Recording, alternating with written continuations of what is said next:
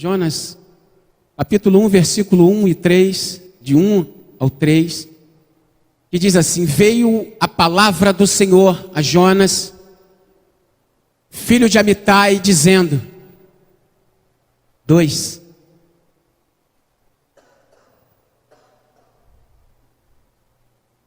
Dispõe-te, vai à grande cidade de Nínive e clama contra ela, porque a sua malícia subiu até a mim. Jonas se dispôs, mas para fugir da presença do Senhor para Tarsis. E tendo descido a Jope, achou um navio que ia para Tarsis. Pagou, pois, a sua passagem e embarcou nele para ir com eles para Tarsis, para longe da presença do Senhor. Coloca Jonas 4, 1 e 2. Com isso, desgostou-se Jonas extremamente e ficou irado. E orou ao Senhor e disse: ah, Senhor, não foi isso que eu disse estando ainda na minha terra? Por isso me adiantei fugindo para Tarsis, pois sabias que és Deus clemente e misericordioso e tardio em irar-se, e grande em benignidade, e que te arrependes do mal. Pode tomar o teu assento, queridos.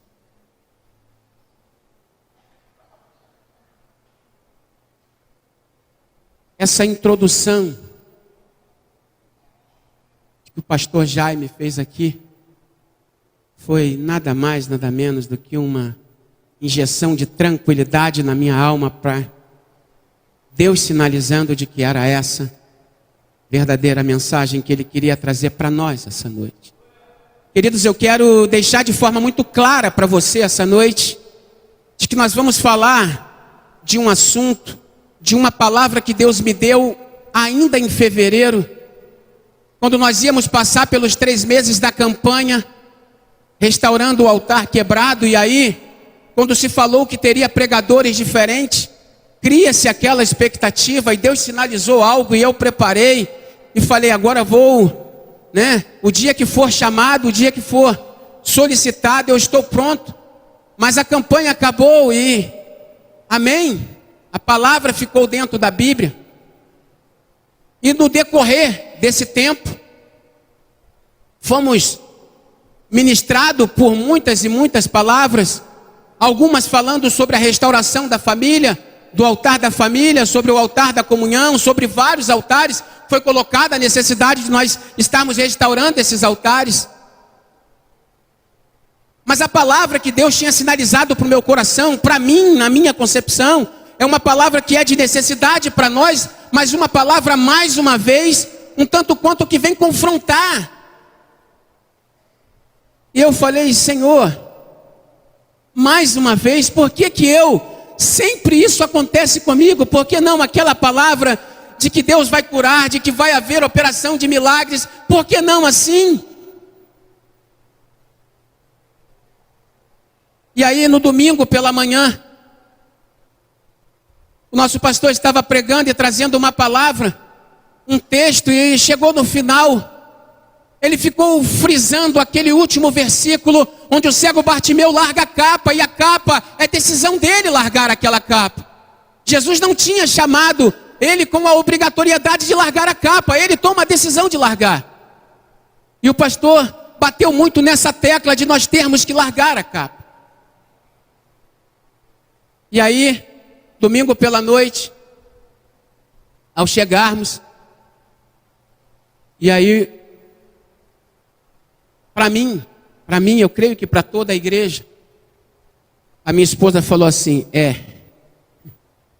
pelo jeito, para que eu também estou muito resfriado, ainda não fiz os exames, mas muito complicado, desde sábado para cá, muito complicado, ruim para falar, dor no corpo, dor nas juntas.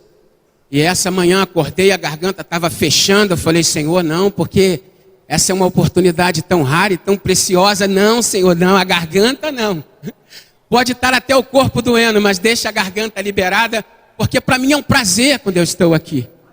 E aí à noite a minha esposa falou: felicidade completa, porque para quem não ia vir para a igreja, do lado eu falei, é ele, o ministrador dessa noite é ele, eu sou o fã número 0 do pastor Marcos Cedecias, eu sou um fã desse homem. E ele começa a ministrar uma palavra, e em casa nós comentando sobre a palavra, eu falei, ele é daquele que consegue dar um soco na boca do estômago, mas não deixa hematoma, ele é algo assim cirúrgico mesmo, não por ele ser médico, mas algo cirúrgico. Falei, meu Deus, que palavra. Eu ainda estou sobre o efeito dessa palavra, pedindo a Deus para que me ajude a fazer essa palavra se cumprir em mim, porque eu creio que toda a igreja foi poderosamente ministrada nesse domingo à noite. E aí eu falei, Senhor, então eu fico um pouco mais à vontade agora, a falar sobre o tema que Deus moveu no meu coração, querido. Veja bem, nós vemos aqui um homem, um profeta de Deus, que Deus levanta ele e fala, Jonas, eu preciso que você vá a Nínive, e que ali você pregue a palavra, porque eu vou fazer um milagre na vida daquele povo. Jonas é o profeta, Jonas é o escolhido do Senhor. E aí nós vamos ler que Jonas ele resolve tomar uma atitude completamente inusitada. Eu creio que Deus falou, bem, que é isso que esse camarada está fazendo? Deus na sua onisciência, claro, já sabia, mas Deus está olhando e falando, não foi para isso que eu te escolhi, peraí, calma, você está invertendo os papéis. E aí nós vamos ler no capítulo 4, versículo 1 e 2, e no versículo 2, Jonas vai trazer uma declaração, e foi a respeito dessa declaração que o Espírito Santo começou, há meses atrás, mexer e mover no meu coração. Senhor, foi para isso, foi por causa disso que eu não queria ir, porque eu sabia que Tu és Deus misericordioso e bondoso, eu sabia que Tu ias perdoar esse povo, eu sabia que Tu ias mudar a história desse povo. Deus, um povo duro, um povo de coração duro, e Tu mais uma vez com graça, amor e misericórdia muda a história desse povo. Senhor, por isso que eu fugi, eu sabia que o final da história seria esse, Deus. E aí veio uma pergunta ao meu coração, por isso que eu fico muito tranquilo para ministrar nessa noite, porque primeiro Deus ministrou para mim. Quantas vezes, amado, o nosso posicionamento não tem sido diferente desse posicionamento? Quantas vezes? Quantas vezes nós temos assumido um papel que na verdade Deus não nos levantou para esse papel? Pastor, já falei para ele do amor de Deus tantas e tantas vezes. Parei, pastor, desisti. Ele não muda, pastor. Pastor, aquele povo lá não. Aquele povo não se conserta, não quer nada com Deus, não quer nada, absolutamente nada com Deus. E nós começamos a trazer para nós um papel que não é nosso. Deus não nos chamou para ser juiz. Deus nos chamou para ser evangelista, ao contrário, não é juiz. Ele é o reto juiz. E eu fico olhando o coração de Deus. Deus prepara um homem, capacita, levanta um homem e fala, esse é o meu profeta para esse tempo, para essa geração. E fala, Jonas, vai meu filho. É tudo que um profeta de Deus precisava. Era uma ordenança de Deus, filho, vai. Porque através de você eu vou mudar a história desse povo de Nínive. E ele faz completamente ao contrário, ele toma o caminho inverso. E eu acho que num desatino total, ele chega no versículo 2 do capítulo 4 e diz, Deus, eu sabia que Tu ia mudar a história desse povo. Eu sabia. Por isso eu tomei a decisão de vir por um lugar completamente diferente. E quantas vezes, amados? Quantas vezes o nosso posicionamento tem sido igual? Tem tido um texto, de vários que tem, mas tem tido um texto na palavra de Deus, e talvez você já falou, pastor, vai voltar nesse texto de novo? Vou voltar nele. Coloca para a gente na tela, irmão, por favor, Colossenses. Coloca Colossenses. Ah, meu amado. Versículos 13 e 14 diz assim: e a vós outros, estava morto pelas vossas transgressões e pela incircuncisão da vossa carne, vos deu vida juntamente com ele, perdoando todos os nossos delitos, tendo cancelado o escrito de dívida que era contra nós, e constava de ordenança, o qual nos era prejudicial, removeu inteiramente, encravando na cruz. Ah, Jonas não tinha isso muito bem definido. E muitas das vezes nós estamos dessa forma aqui. Nós temos passado pela Bíblia, temos estudado a Bíblia, temos chegado no livro de Colossenses, temos lido esses 2 versículos, mas e aí?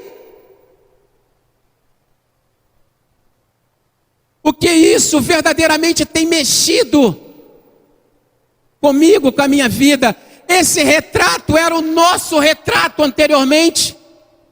Esse era o teu retrato, esse era o meu retrato. Preso no pecado, preso na desgraça da vida.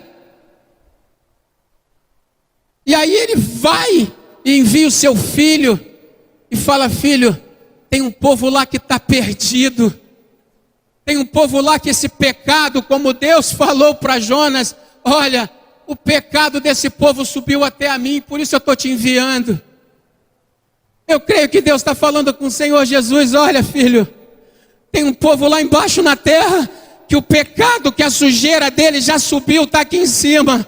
Eu preciso te enviar, vai ser duro, você vai ter que padecer, mas você precisa ir lá, e ele vem, por amor, graça e misericórdia, ele vem. Mas nós não entendemos muitas das vezes esse texto. Quando preparava essa palavra, me veio à memória um dos evangelismos que nós fizemos há uns meses atrás, na Nova Holanda, e nós evangelizando, muitas pessoas, aquele outro lado da vida, muito armados e tal, mas quase no final do evangelismo me vem, um irmão nosso está evangelizando e daqui a pouco ele grita: pastor, pastor, ele quer falar contigo. E eu venho, e o rapaz, de um trejeito meio estranho, e ele está de top.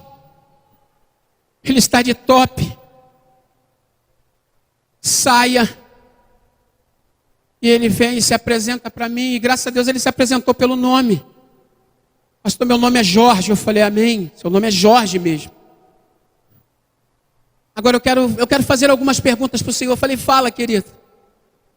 O Senhor me levaria para a sua igreja? Esse é louco, cara. Eu te levo agora. Eu te levo agora.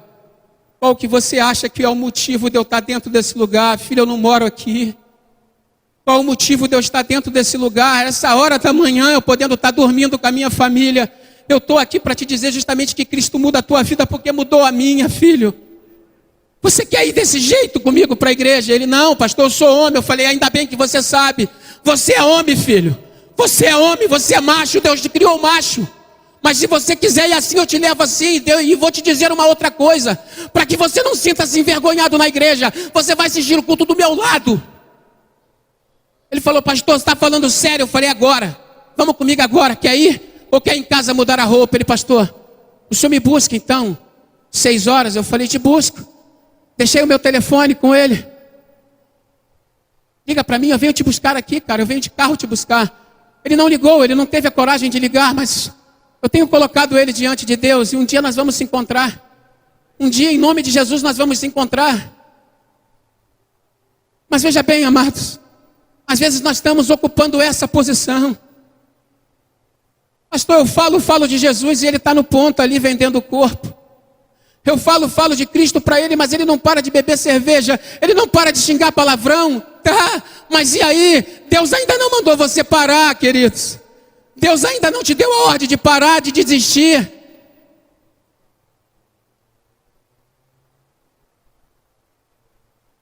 Preparando essa mensagem, eu não posso deixar de relatar sobre alguém que acreditou em mim, pagou um preço por mim. Alguém que erroneamente nos meus testemunhos, às vezes que eu utilizo, eu falava que ela começava a chorar às sextas-feiras, porque ela sabia que eu não ia voltar para casa. Mas é errado, eu tenho que fazer um reparo. Ela me confessou há poucos dias atrás, não, meu querido, eu chorava a partir da quinta-feira. Quinta-feira eu já estava chorando, porque eu sabia que ia chegar sexta e sexta, você se perdia nesse mundo. E muitas das vezes as minhas lágrimas eram lágrimas contidas que você não enxergava. Mas a droga me arrastava. Mas a podridão da bebida me arrastava. E eu precisava estar lá gastando um absurdo de dinheiro nas sextas-feiras. Mas ela pagou um preço e confiou. E muitas das vezes ela escutou uma frase que talvez algumas pessoas tenham escutado. Não tem mais jeito. Jeito para ele é a morte. Mas eu fui alcançado por esses versículos. Cristo veio, entrou e mudou a minha história. Como nós acabamos de cantar aqui, Deus sinalizou para mim uma nova história. Está nascendo para você, filho. Eu creio, queridos. Eu creio. Que nesta noite, Deus tem algo maravilhoso para operar no nosso meio. Quando que eu faço isso, pastor? Quando que eu tomo essa decisão parecida com a de Jonas? É quando eu olho a situação do meu estado, da minha cidade, da minha vizinhança, e eu entro pro porão do meu navio.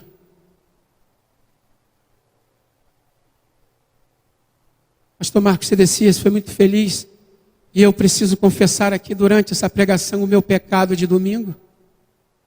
Porque domingo pela manhã cedo eu acordei e não haveria outro lugar de eu estar a não ser na reunião que teve no complexo, no clamor que teve no complexo.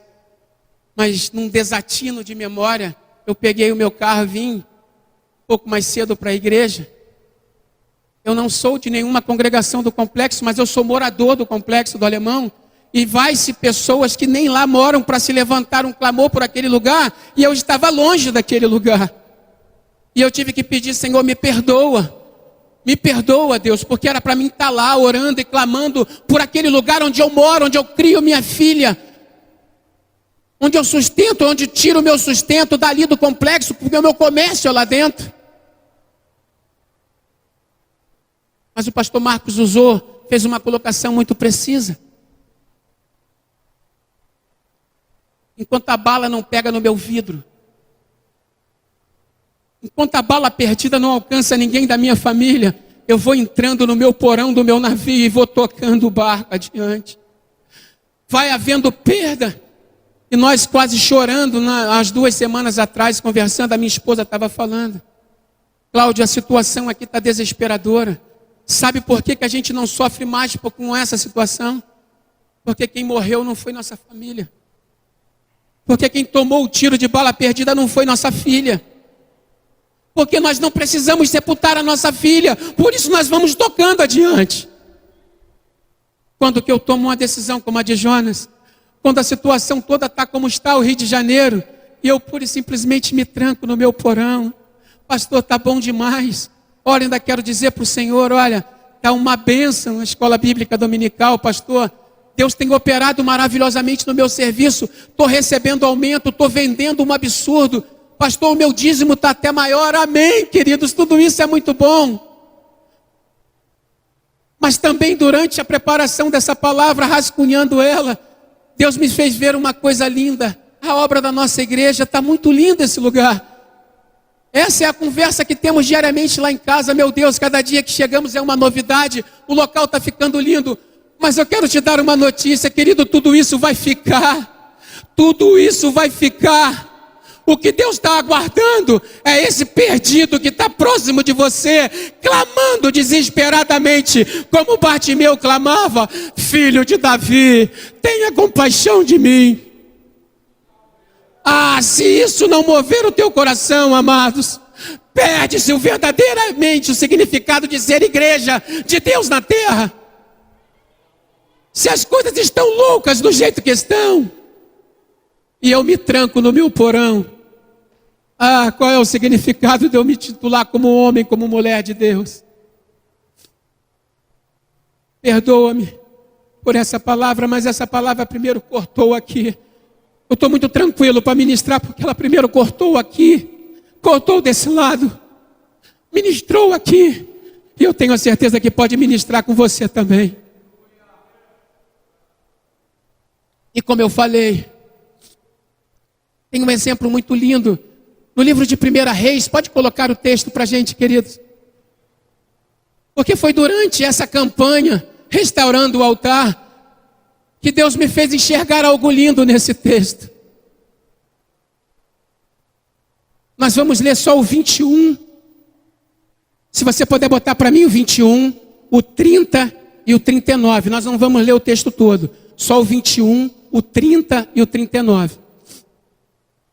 Então, Elias se achegou a todo o povo e disse: até quando cocheareis entre dois pensamentos? Se o Senhor é Deus, segui-o. Se é Baal, segui-o. Porém, o povo nada lhe respondeu. Versículo 30, querido. Então Elias disse a todo o povo: chegai-vos a mim. E todo o povo se achegou a ele. E Elias restaurou o altar do Senhor, que estava em ruína. 39.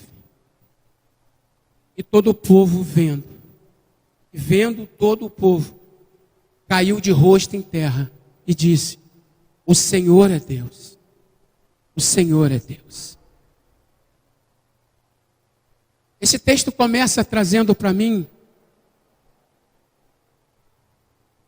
Elias confrontando o povo.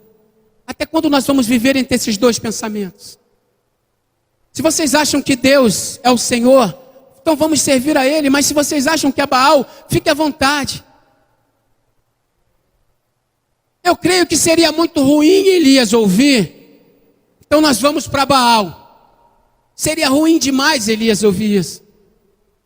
Mas o que Elias escuta? Nada. O povo não responde. O povo está olhando para o profeta e não responde nada. Como quem diz assim: querido, o problema é seu. Quem veio até aqui foi você. Não estamos nem aí para você. Mas aí chega o momento onde Elias vai preparar tudo e vai restaurar o altar. E aí aquele povo que deu o silêncio como resposta, Elias fala assim: vem para cá, vem. Afinal de contas, não sou eu que sou Deus de vocês, é Ele.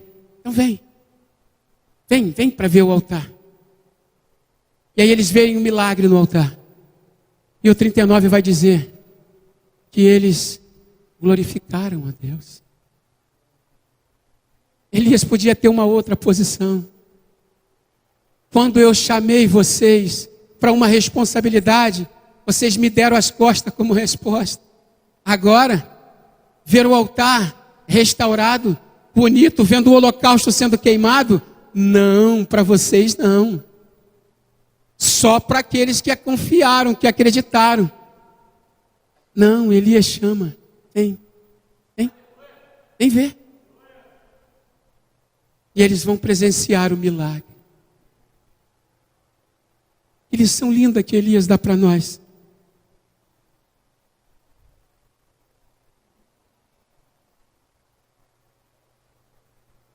Queridos, o livro de Marcos traz para nós um outro versículo. Pastor, já cansei de ouvir esse versículo. Eu também. A pergunta não é quantas vezes nós ouvimos falar desse versículo. A pergunta nessa noite é se nós estamos se encaixando nesse versículo. E disse-lhes, quem está dizendo é Jesus: ide por todo o mundo e pregai o evangelho a toda criatura. Jesus podia colocar alguns Ou então, aqueles que te satisfazem, aqueles que fazem você sorrir, aqueles que te trazem prazer, prega para eles, para ver se eles conseguem entrar para esse clã, fazer parte desse povo. Mas Jesus diz assim, a toda a criatura, toda. Aquele que talvez você já falou uma vez, duas vezes, ou às vezes aquele que você falou e como resposta ele zombou de você. Como resposta, ele te deu as costas. Mais uma vez eu quero dizer para você, o Senhor ainda não mandou você parar e nem desistir deles.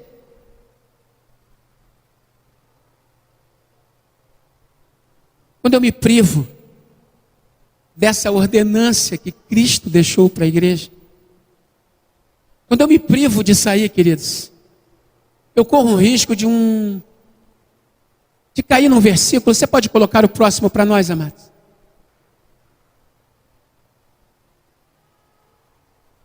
É o mesmo Cristo falando. Porque tive fome e não me deste de comer. Tive sede e não me deste de beber. Sendo forasteiro não me hospedaste, estando eu nu não me vestistes, achando-me enfermo e preso não foste me ver. E eles lhe perguntarão, Senhor, quando foi que te vimos com fome, com sede, forasteiro, nu, enfermo, preso e não te assistimos?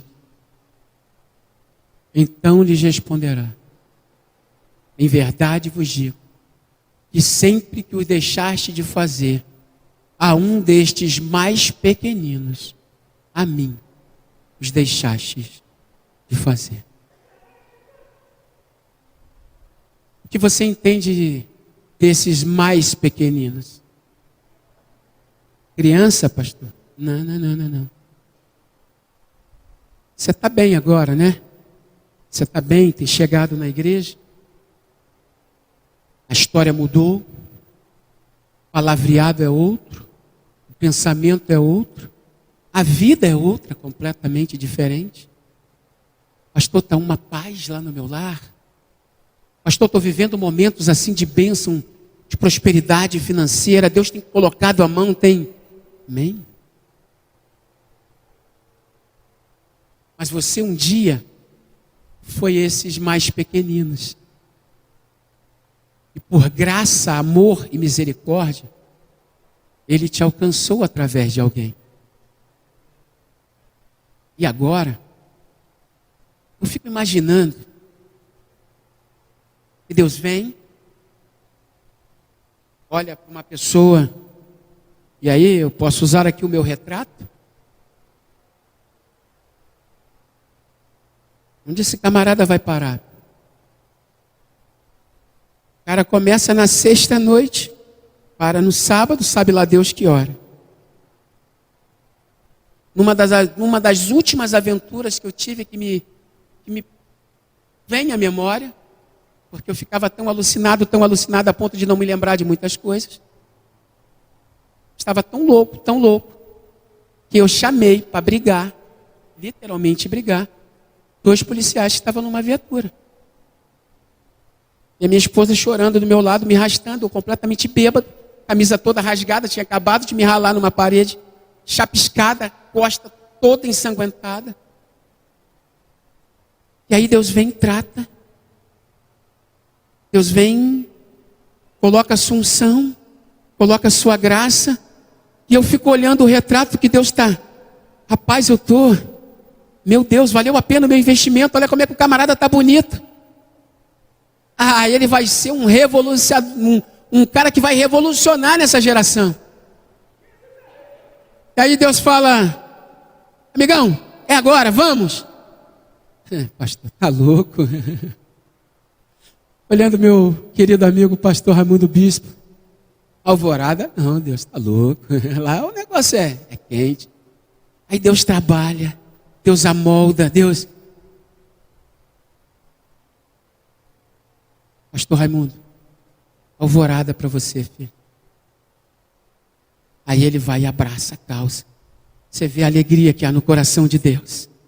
Olha o meu servo, desempenhando um papel lindo lá. revolucionando lá naquele local. Ah, que alegria, que prazer no coração do Pai. Mas ao mesmo tempo Deus olha e fala assim: ei, aquele outro eu preparei, trabalhei, tratei, fiz a mesma coisa, dei o mesmo carinho, cuidei com o mesmo amor. E agora eu preciso dele e falo: vai a Nínive, as pessoas estão necessitadas lá. E ele diz: Senhor, não, é melhor o porão. O porão me é melhor, Senhor. Melhor é me contentar com as imundícies que eu estou vendo e estou achando que é natural, porque eu não posso acreditar que Jonas dormia um sono tranquilo num lugar chamado porão, lugar de sujeira, lugar de imundície. E às vezes nós estamos nesse local e estamos dizendo: Senhor, tá bom aqui. Você consegue imaginar comigo a dor que faz se abrir no coração do Pai?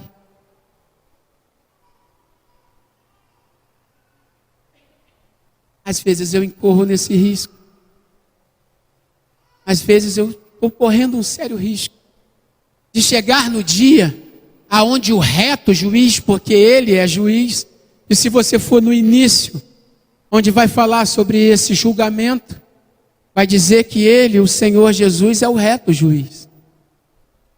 Aí eu corro o risco de ouvir o final. Não, meu filho. Eu estava nu, estava preso, eu estava com fome, sedento, e você nem olhou para mim, você nem ligou para mim. Quando que eu fiz isso, Senhor? Aquela vez que aquele que você passou do seu lado e de forma tão pejorativa. E aí eu abro um parênteses aqui, principalmente para nós que trabalhamos com drogados. Por favor, não usa para mim esse termo cracudo. Ele não é um cracudo, ele é um dependente da droga chamada crack. Esse é o termo mais pejorativo que você pode usar. E isso afeta ainda mais. Talvez o pouquinho, o restinho, o finalzinho de dignidade que esse ser humano tem. Não é cracudo, é dependente do uso do crack.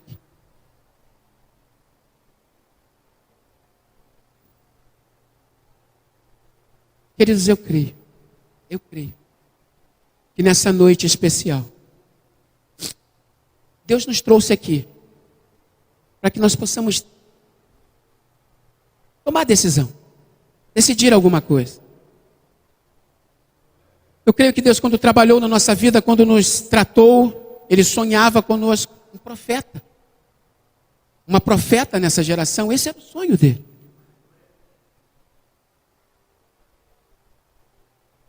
E na Bíblia, nós já estamos indo para o final dessa mensagem, ela traz para mim 2 exemplos. Pode colocar o primeiro, querido? Próximo texto. Pois ele será grande diante do Senhor. Não beberá vinho nem bebida forte. E será cheio do Espírito Santo já do ventre materno. Próximo versículo. Ora. Não. Mateus 11, 11. Consegue para mim aí? Isso. Ora. Não, 11. 11, versículo 11. Mateus 11, versículo 11. Em verdade vos digo, entre os nascidos de mulher, ninguém apareceu maior do que João Batista. O primeiro versículo que nós lemos está falando de um nazireu de Deus. Ele não vai beber bebida forte. Ele vai ser um homem cheio do Espírito Santo. É o sonho de Deus para João e é o sonho de Deus para cada um de nós aqui. E o versículo 11 vai dizer que entre os nascidos de mulher, não houve ninguém maior do que João Batista. Nazireu, honrado. Mas a Bíblia vai me contar a história de outro nazireu. Coloca para a gente, por favor. Porque eis que tu conceberás e darás à luz a um filho. Deus está falando aqui para uma mulher que não pode gerar filho. dará à luz um filho, sobre cuja cabeça não passará navalha, porquanto o menino será nazireu, consagrado a Deus desde o ventre de sua mãe. E ele começará a livrar Israel dos poderes dos filisteus. Coloque o outro versículo. Vendo o povo, esse povo aqui é os filisteus, louvavam ao seu Deus, porque diziam: nosso Deus nos entregou nas mãos do nosso inimigo, e o que destruía a nossa terra, e o que multiplicava os nossos mortos. Alegrando-se-lhes o coração, disseram: mandai vir Sansão, para que nos divirta. Trouxeram Sansão do cárcere, o qual os divertia, quando fizeram estar em pé entre as colunas. Sabe qual é a diferença? João Batista, nazireu, consagrado. Sansão, mesmo projeto de Deus, nazireu, terminou como palhaço, terminou como bobo, terminou fazendo a vontade dos filisteus, de um povo que Deus levantou ele para destruir, para dar vitória a ele sobre aquele povo. Deus te chamou para ser um nazireu honrado, querido. Um nazireu de honra nessa geração. E para encerrarmos a nossa ministração, nós começamos a pregação no livro de Jonas. Para que fique muito tranquilo para você, querido. Deus pede para que nos levantemos como igreja e que venhamos a nos esforçar para fazer a diferença nessa geração que nós estamos vivendo, nesse tempo que se chama hoje. Deus está contando com a sua igreja nesse tempo que se chama hoje. Mas se você não quiser se levantar, coloque para nós o último versículo, queridos. Nós vamos fechar a pregação com esse versículo. Ninivitas se levantarão no juízo com esta geração e a condenarão, porque se arrependeram com a pregação de Jonas. E eis aqui está quem é maior do que Jonas. O propósito de Deus para Nínive se cumpriu, como se cumprirá todos os desígnios do Senhor para essa terra, para essa geração. Queira eu, queira não, queira você, queira não. O que Deus está querendo é tão somente fazer você um vaso que Ele vai usar para a honra. Que Deus te abençoe nessa noite, em nome de Jesus.